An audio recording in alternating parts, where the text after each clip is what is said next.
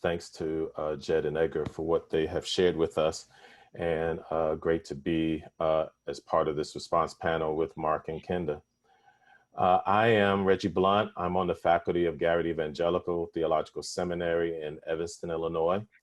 And I teach also in the area of practical theology, particularly Christian education, youth and young adult ministry, and also been doing some work around congregational leadership, of which the whole notion of stewardship and institutional development has been a part of my work, and which has drawn me into these kinds of conversations.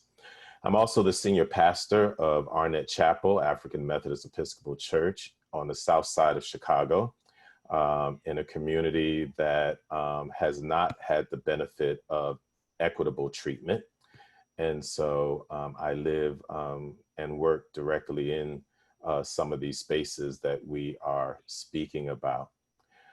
Again, I'm grateful for this opportunity to be a part of this conversation. And again, thanks to Edgar and Jed for their sharing. And I'm probably going to be dittoing and repeating much of what's already been said, but maybe I might say it in a different way for folk to be able to capture what's already been shared.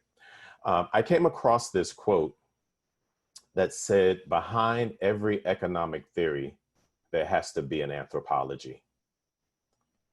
Behind every economic theory, there has to be an anthropology. And what I read and what I have heard from Jed and Edgar is really that. Before we even get to the conversation, before we even get to talking about capital, it really is, what's our anthropology?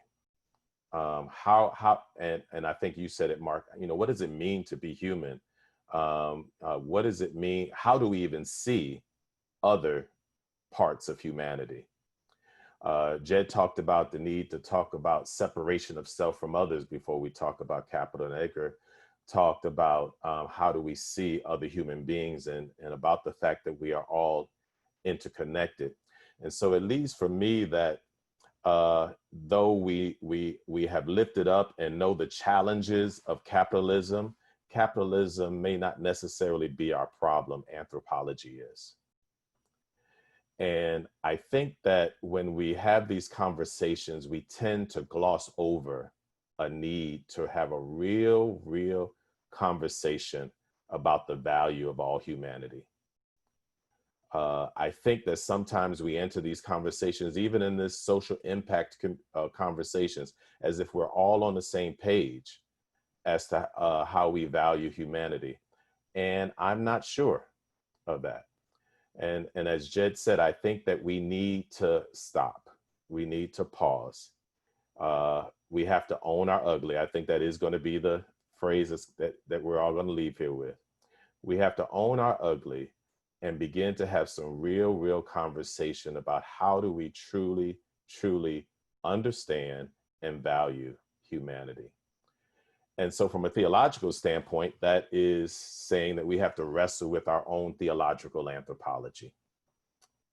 And so I'll just give mine quickly and offer it up for discussion for others to chime in. But simply, I do believe we're made in the image of God.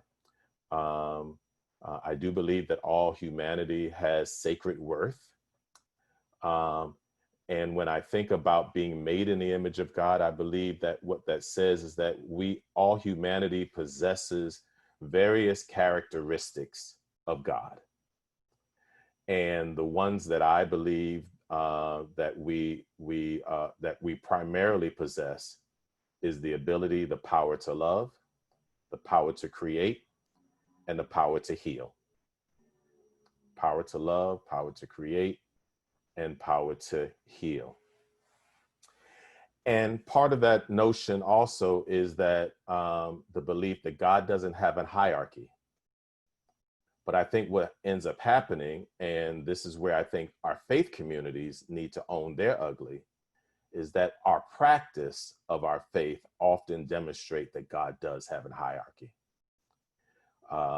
Racial, gender, sexuality, this belief that God has a hierarchy, that there's one group of folk that God sees that is better than the other. And we live that out in our various practices as we engage in various systems that we operate in.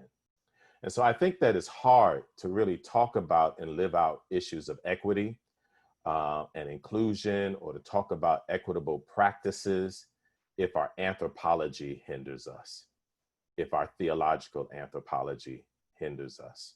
I think about the denomination that I'm a part of, the African Methodist Episcopal Church. For many of you who may or may not know about the TheAME Church, we are the first denomination to be founded on American soil. Our founding took place in the city of Philadelphia during the times of the United States coming into its own, and right during the formation of the country. And our founder, Richard Allen, was right in the thick of things that was taking place in Philadelphia. His biographer would say that had Richard Allen been white, he would have been considered one of the founding fathers of our country. The TheAME Church was founded off of a benevolent system of the Free African Society, which was committed to caring for others, engaging in various levels of benevolence, particularly in support of persons of African descent. But it was also right in the heart of another pandemic that took place during that time called the yellow fever. And it was right in the heart of caring for others and supporting others and serving others. And that has been at the heart of our denominational's commitment and work all throughout from 1700s all the way up until now. The challenge that our own denomination has had is that our congregations are making social impact in the communities that they are engaged in. Many of our churches are doing soup kitchens and daycare centers and providing healing spaces and all of that. But though we were part of the original fabric of building this country, we have not received the same equitable support in being able to make greater social impact that we probably could in the communities that we serve. And so, to Edgar's point, I think that we do need to find ways of shifting resources to communities of color, those who are on the ground already doing great work and could do even greater work if they had the resources to make that happen. But that begins with the shifting of our anthropology. If we don't believe that people are of equitable, equal value, particularly for those of us in faith communities, and believe that we are of equitable value in the sight of God, then it's going to be very difficult for us to shift our practices, because our behavior is going to be shaped by what we believe.